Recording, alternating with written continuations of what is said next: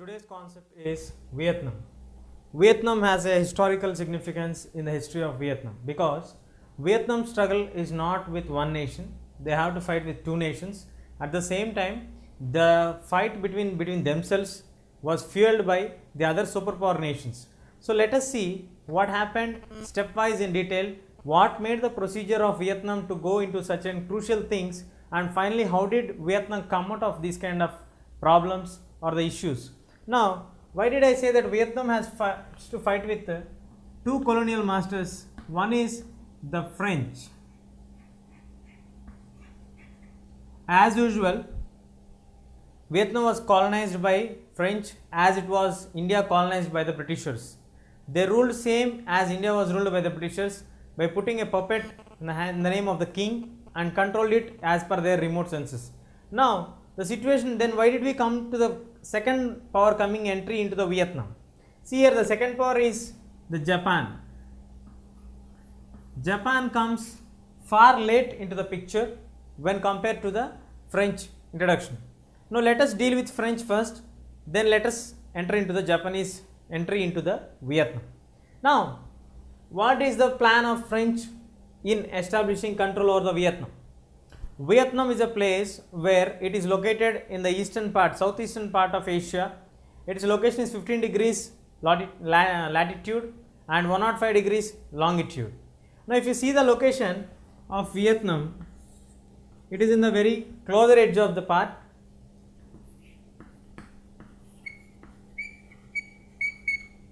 The Vietnam is having surrounded by water bodies, and the very close country to Vietnam is Laos. We have the maritime boundaries of Indonesia, Java, Malaya, Sumatra and all these countries. Now, from this we can get to the picture of clarity that Vietnam is a place where we can do agriculture more.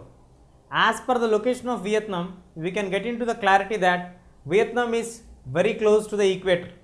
The lands which are very close to the equator or the equatorial points or nearby to equator, they receive heavy amount of sunrise which will cope up them to do good cultivation. In this process of doing cultivation, we need good sunrise. So, we need the sun rays of sun which is nearby to the equator. So, the French people who know basically what is the importance of sun, and in French we don't have the temperatures more than 20 degrees. So, they plan to develop Vietnam as an agricultural nation, and so that they could export the rice from Vietnam to the other nations.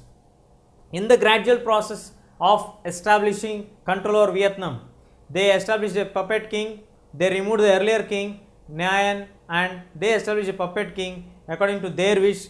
They started to do the investments and they started to develop the things which are necessary for them, which in turn intended into the development of exports, landlordism and peasants.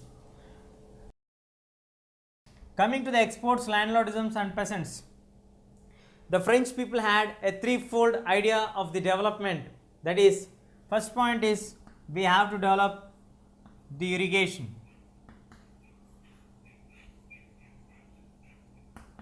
The second point what we have to develop is the infrastructure of landlords. The third point is marketing.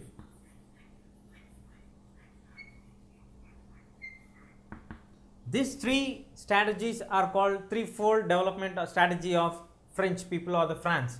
Now, coming to here, in irrigation, as we all know, to develop a nation in the agricultural sphere or sector, we have to supply water for the fields.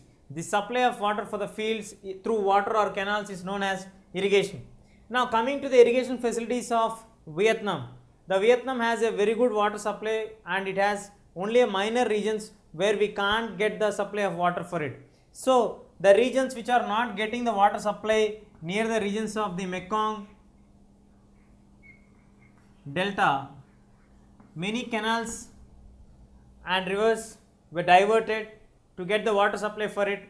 These all steps were in a huge way they built small canals to connect the fields so that every field will get water supply for it. This is the plan and the ideology of the French people in getting the infrastructure, especially the irrigation, to be done. And at the same time, they are very clever and cautious that they don't give any chance for the people to stand against them and to go up for the revolt. So they have planned to establish the landlordship. The landlords will maintain the lands under them, and they force the people, those who are small peasants and the landless labor, to work under them for very less wages or to go for the forced labor system. In case the small farmer cannot repay the loan back, the landlords can take over their lands and hand it over to the under their own control, so that automatically the small landless person becomes a labor. So in this process, they want landlords to get negative to the people, not the French people directly. So the intention of the French people is that in case in future if any resistance comes, that resistance should be between the landlords and the landless people, not between the French people and the landless laborers, so that they are building a barricade between them and the revolution. This is the ideology or ideal strategy of the French people in the second of landlordism. The landlords were supported by the French people, and the landlords are forced to give share for the French government whenever it is necessary in their profits. So depending on these bilateral calculations, both of them have agreed and put forward their views. And coming to the third one, marketing. To do marketing, we need the connectivity of the products from the local areas to the national and the international areas. So they started to develop the road transport, rail transport, in this way, so that the product can be carried to the nearest places where we can get the best market. So by 1931, with the efforts and plannings of the French people, it became the third largest producer of rice in the world. It started to produce in the world, placing third the rice.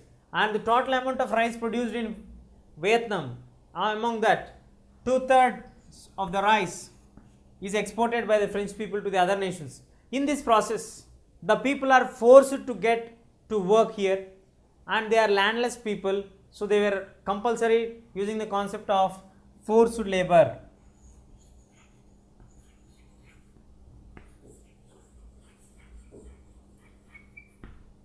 What is the meaning of the word forced labor? Here, a labor is a person who works to get his livelihood or daily wages, or as per his requirements, the food, be bread or something else. But when it comes to forced labor, the person is not having any choice when coming to the work. He has to work according to the requirement of his landlord or the owner or the person who is dictating him. He can't question him, or he can't even ask him to give some wage or something, or bread or food for whatever the work he has done. This kind of concept is called as forced labor. In this process of development of Vietnam in an agricultural field, the French has invested very little of their own, but they have forced the people to do the canal work, to build the roads, to build the railway tracks, to build the bridges, to do all these things under the concept of the forced labor. Really, they did not invest much on the infrastructure, but the output, that is the price production, has been taken away much. It's 70% is taken away by the French people, and they used to sell it in the abroad markets and used to get higher margins, in which the landlords also used to take a keen interest on that. So in the process of making Vietnam a large agricultural nation, we can see the exports have played a very vital role for us. Coming to the landlordism, landlords are the key connectivity between the French revolutionary people or the government people versus the peasants, the normal people. Now these three words are interlinked in the life of the Vietnam farmers. See here, the irrigation facilities are improved by making the people to work with the forced labor. The canals, the routes, everything were done by the people. Here they are forced to do it at very less cost or no cost. And the second concept is they are backed by landlords. The landlords are the local people who may influence the other landless people to work for them at very less cost. This will make them to work at the very considerable low rate level. And the marketing brought the roads and railways infrastructure for the Vietnam, through which we can transport the entire product from one place to the another place. In this way, the exports, the landlordism and the peasants have played a very vital role, and in the transition of this period, or the getting the transformation here, many people at many places, the landless small peasants were turned into landless people because of the atrocities which were kept by the landlords, and we don't have any financiers who are going to help them, so they are bound to take money from the landlords, which made them to get landless people very soon. As per the statistics,